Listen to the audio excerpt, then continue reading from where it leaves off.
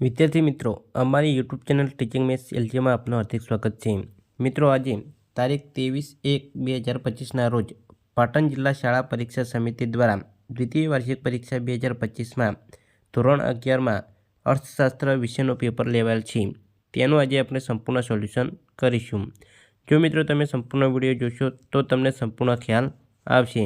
અને જો તમે ચેનલમાં નવા હો અને ચેનલને સબસ્ક્રાઈબ કરવાની બાકી હોય તો ચેનલને સબસ્ક્રાઈબ કરવા વિનંતી, જેથી તમને જે નવી અપડેટ આવે છે તે અપડેટ મળતી રહે. હવે વધુ સમય લેતા આપણે પેપર જોઈશું. અહીં વિભાગ એ એમાં પહેલો પ્રશ્ન છે કે કોના અર્થશાસ્ત્રમાં નીતિશાસ્ત્રની અસર છે? તો જવાબ આપશે એ, ચાણક્યના. 2. વસ્તુની કિંમત ખૂબ જ ઊંચી હોય તો ધનિક વર્ગ દ્વારા થતી પ્રતિષ્ઠા મૂલ્ય ધરાવતી વસ્તુઓની માંગ કેવી હોય છે? જવાબ આપશે એ, વધુ. 3. નીચેનામાંથી કયું બજારનું લક્ષણ નથી? જવાબ આપશે બી, સંપર્કનો અભાવ. 4. કિંમત ભેદભાવ કયા બજારનું લક્ષણ છે? જવાબ આપશે બી, ઇજારો. 5. વેચાણ ખર્ચ કયા પ્રકારનું અગત્યનું લક્ષણ છે? જવાબ આપશે સી, ઇજારાયુક્ત હરીફાઈ. 6. ભારતમાં રેલવેની શરૂઆત કયા વર્ષમાં થઈ? જવાબ આપશે બી, 1853. 7. માનવ વિકાસની દ્રષ્ટિએ માનવ વિકાસના અહેવાલ 2012 મુજબ વિશ્વમાં ભારતનો ક્રમ કેટલામો છે? જવાબ આવશે સી, 136મો. 8. ભારતીય મધ્યસ્થ બેંક RBIની સ્થાપના કયા વર્ષમાં થઈ? જવાબ આપશે સી, 1935. 9. નીચેનામાંથી કયો ઉદ્યોગ જાહેર ક્ષેત્ર માટે હવે અનામત છે? તો જવાબ આપશે ડી, રેલવે. 10.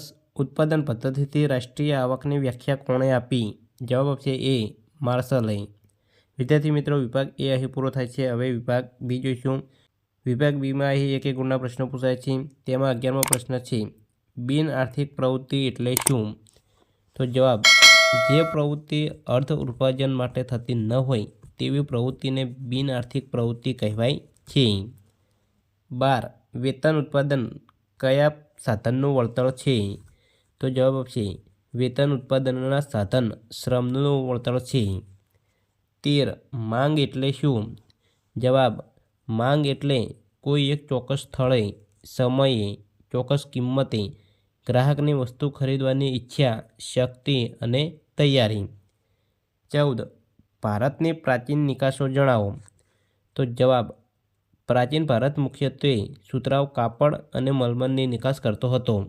આ ઉપરાંત કાચું રેશમ, ગરમ કપડાં, શણ, તાડપત્રીઓ, મૂર્તિઓ, ગરમ મસાલા વગેરેની નિકાસ કરતો હતો.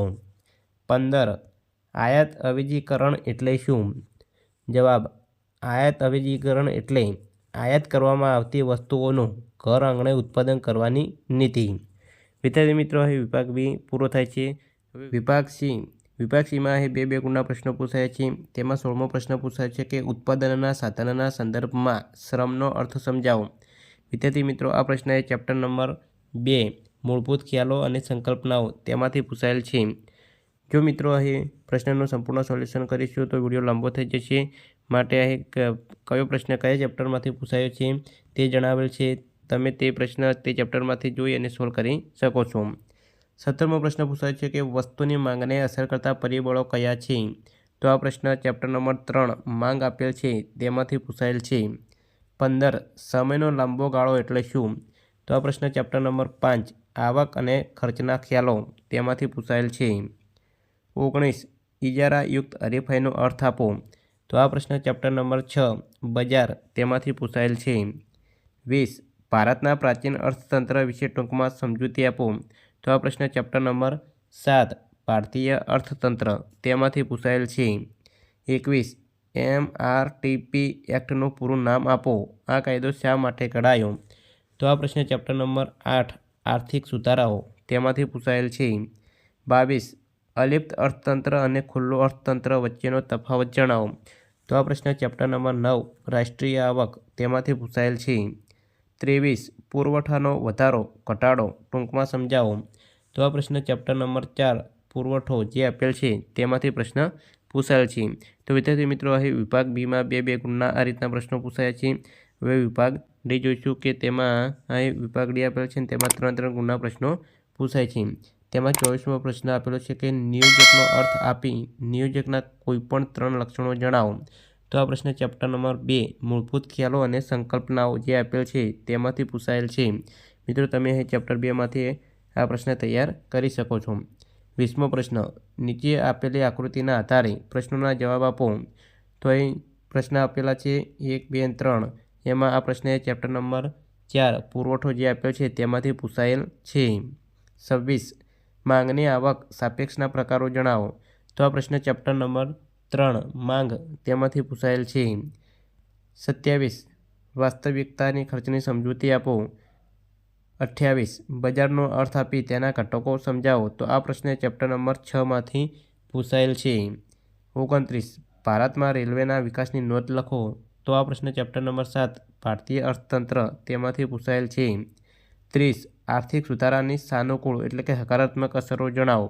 તો આ પ્રશ્ન ચેપ્ટર નંબર 8 રાષ્ટ્રીય આર્થિક સુધારાઓ તેમાંથી પૂછાયેલ છે.